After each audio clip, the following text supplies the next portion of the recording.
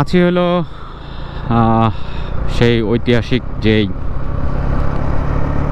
Road Benapole Jessore যে রোডটা আর কি, যশোর থেকে বেনাপোলের যে বর্ডার রোডটা বেনাপোলের দিয়ে গেছে ঠিক ওই রোডটা। আর এই রোডের দুই পাশে এখন বিকেল, লাইট কেমন আসছে বুঝতে পারতেছি না, তবে এই যে গাছগুলি বড় বড় গাছ, মুক্তিযুদ্ধ আমলের যে সাক্ষী, এগুলা মানে এই গাছগুলো দেখছে, অনেক কিছুই দেখছে এরা, অনেক কিছু সাক্ষী তারা।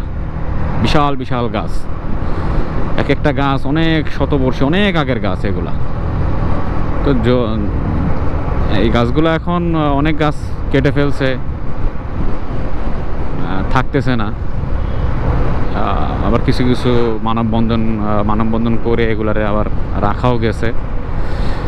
তো যেটাই হোক, এগুলো আসলে কাটাটা ঠিক না। এগুলো তো ঐতিহ্য আমাদের, এগুলা অনেক কিছুর সাক্ষী। আবার সুন্দর তো লাগে, এই গাছগুলা অনেক সুন্দর। দুই পাশে এরকম গাছ থাকলে অনেক ভালো লাগে দেখতে, রাস্তাটা অনেক সুন্দর লাগে, ছায়া পাওয়া যায়। আর এরকম গাছ তো আপনি সহজে পাবেন না। এখন এই গাছগুলো যদি কাটেন, এই ধরনের গাছ হইতে অনেক সময় লাগবে, অনেক বছর। আর এগুলো তো হয়ে গেছে। দারুণ লাগে এই রোডটা, সবসময় দারুণ লাগে, ভালোই লাগে। তো আমরা আজকে আর বেনাপোল যাব না, বেনাপোল না গিয়ে আমরা চলে যাব এখান থেকে মেহেরপুর। মুজিবনগরে অলরেডি কথা বলা আছে, ওখানে থাকবো আর কি। মুজিবনগরের যেই ডাক বাংলো, ওখানে কথা বলে রাখছি। বলছি যে দেরি হবে, 8-9টা বাজবে।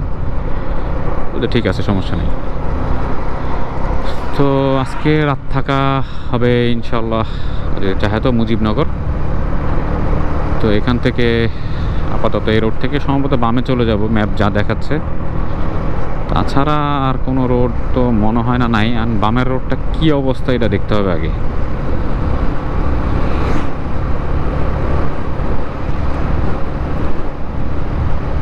এর আগে যখন আসছি তখন সোজাই গেছি একদম বেনাপোল অনেকবারই যাওয়া হয়েছে। তবে এখন কথা হলো যে বামে তো কোনো ভালো রোড দেখতে পাচ্ছি না। যেটা দেখতেছি এটা কিভাবে সম্ভব? এই রাস্তা তো